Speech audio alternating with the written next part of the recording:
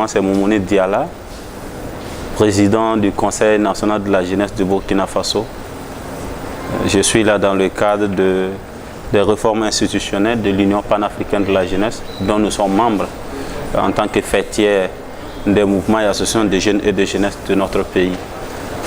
Je pense que ce sont des réformes qui s'inscrivent dans un premier temps de ce qui a été déclenché plus haut, c'est-à-dire qu'au niveau de l'Union africaine, vous savez que l'Union africaine a entamé un processus de réforme de l'Union africaine dans sa globalité. Et nous sommes une émanation, une volonté de l'Union africaine. Donc l'Union panafricaine de la jeunesse est d'une manière ou d'une autre rattachée à l'Union africaine.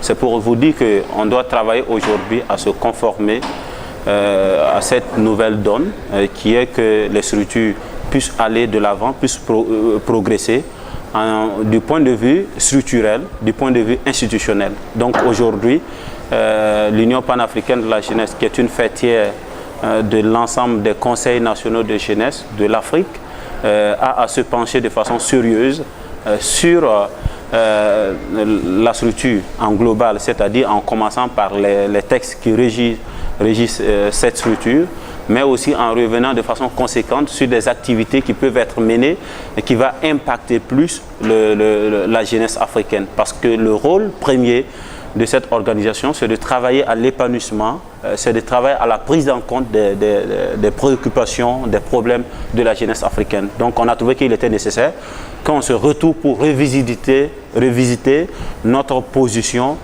par rapport à l'organisation de la jeunesse, pour revisiter notre structure dans sa globalité et voir quelle peut être la vision et la projection que nous donnons à cette structure pour lui permettre d'être prépondérant et d'avoir une assise très forte et de pouvoir incarner toute la dimension qu'on lui donne pour être une structure fêtière et de répondre de façon efficace et de façon conséquente aux problèmes et à la problématique de la jeunesse africaine. Il faut savoir que dans ces cas d'espèce, pour une association, il y a les statuts qui est en quelque sorte la constitution de l'association, mais il y a aussi les règlements intérieurs qui viennent un peu étayer un certain nombre de zones d'ombre que le statut n'a pas précisé. Donc dans ces cas de figure, nous nous sommes d'abord donnés pour tâche de revisiter de façon profonde le statut, c'est-à-dire que des réformes sur le fond, mais aussi des réformes sur les formes. Donc nous sommes parvenus à une conclusion qu'il faudra revoir la recomposition des organes.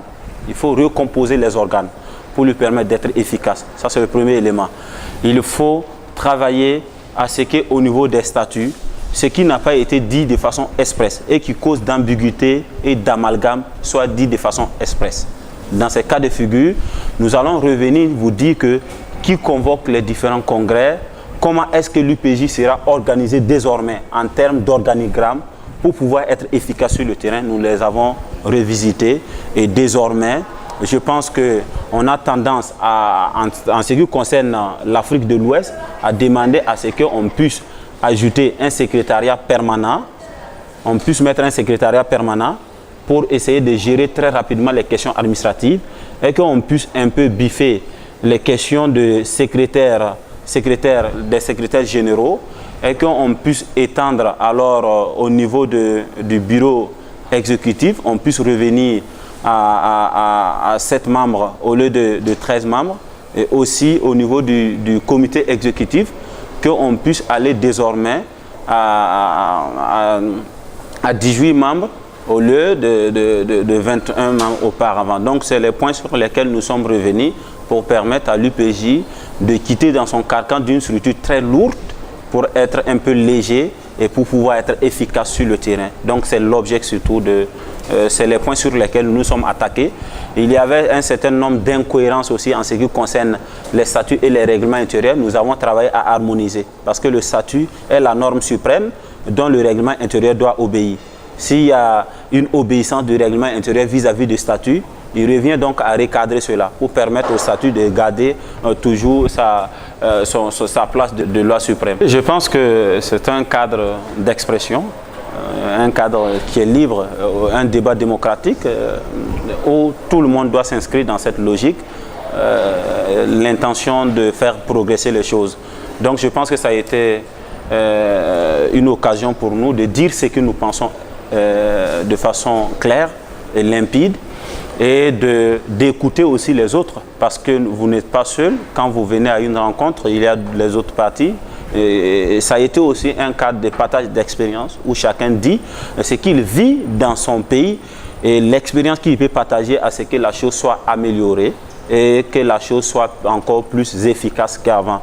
Donc je pense qu'au niveau de la prise de parole, il n'y a pas eu de problème. Ça a été un cadre démocratique, un cadre d'expression, un cadre très libre et qui a permis à chacun de donner son point de vue par rapport à l'avenir de notre fêtière, l'Union panafricaine des jeunes.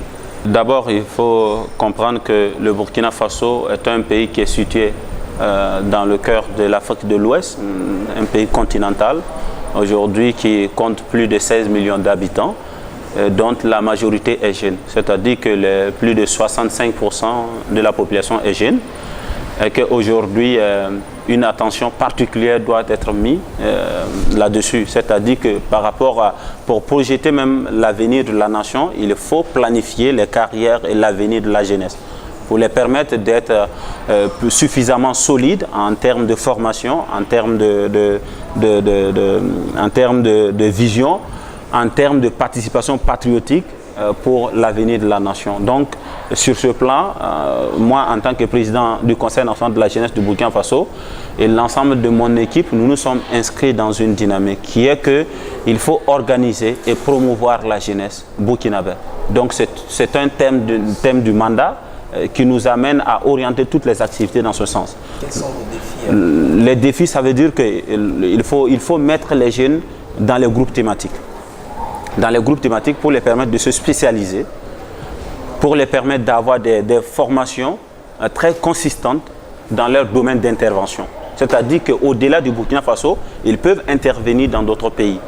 Donc, cela vise en même temps à résoudre le problème qu'il faut promouvoir la jeunesse. C'est-à-dire qu'il faut les faire des ouvertures sur le plan national qu'international, en résolvant en même temps le problème de l'emploi. Vous savez que le problème de l'emploi aujourd'hui est un problème très sérieux, une préoccupation majeure pour l'ensemble des pays tels que le Burkina Faso, qui aujourd'hui s'était inscrit dans une dynamique d'emploi classique, c'est-à-dire que tout le monde part au niveau de l'État, les recrutements comme classique au niveau de l'État.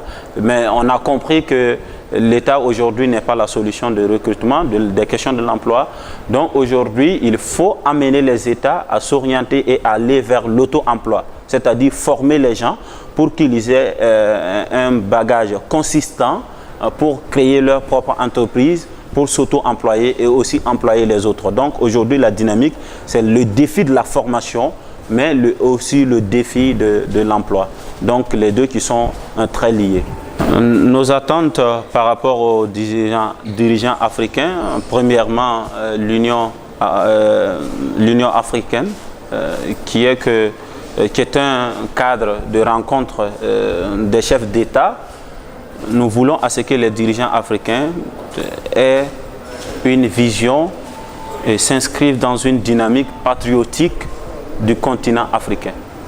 Vous savez qu'aujourd'hui, c'est l'un des continents les plus riches, mais en même temps l'un des continents le plus malheureux, où la population ne se retrouve pas, où la jeunesse est très frustrée, où la jeunesse est désœuvrée, où la jeunesse est laissée en elle-même. Donc, je pense qu'aujourd'hui, les dirigeants doivent s'inscrire dans une dynamique de patriotisme et dans une dynamique d'un état d'esprit projeté, d'un état d'esprit plus des hommes d'État que des hommes qui s'inscrivent dans une dynamique de politique politicienne. Ça veut dire quoi? Qu'aujourd'hui, tout le monde doit s'inscrire dans une projection. Qu'est-ce qu'on fait de cette Afrique demain? Qu'est-ce que l'Afrique deviendra demain? Comment la jeunesse pourra s'en sortir? Et qu'on se bat sur des questions objectives au lieu de s'établir sur des questions subjectives qui ne développent pas le continent mais aussi qui n'arrangent pas le peuple africain. Donc aujourd'hui, nous voulons les appeler à mettre un regard particulier sur la formation de la jeunesse, les créer des conditions adéquates pour leur formation, les permettre de pouvoir se former comme il se doit, avoir des bagages intellectuels, de pouvoir être solide pour compétir au-delà de l'Afrique à l'échelle internationale. Ça, c'est le premier élément.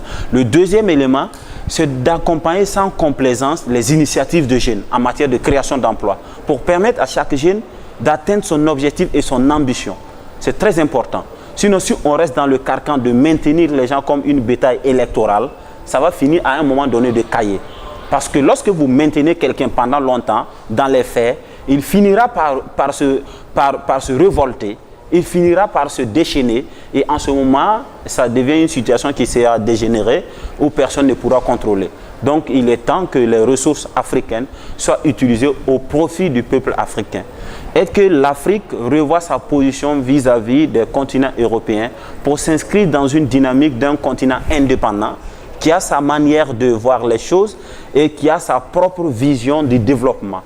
Qu'on ne parte pas seulement copier les choses qui n'arrangent pas le continent africain ou on se soumette à des choses qui, très criardement, ne fait pas l'affaire des Africains. Je pense qu'on doit s'inscrire aujourd'hui dans une dynamique patriotique pour permettre au continent africain de s'en sortir et pour permettre à la jeunesse de pouvoir se retrouver. Merci beaucoup.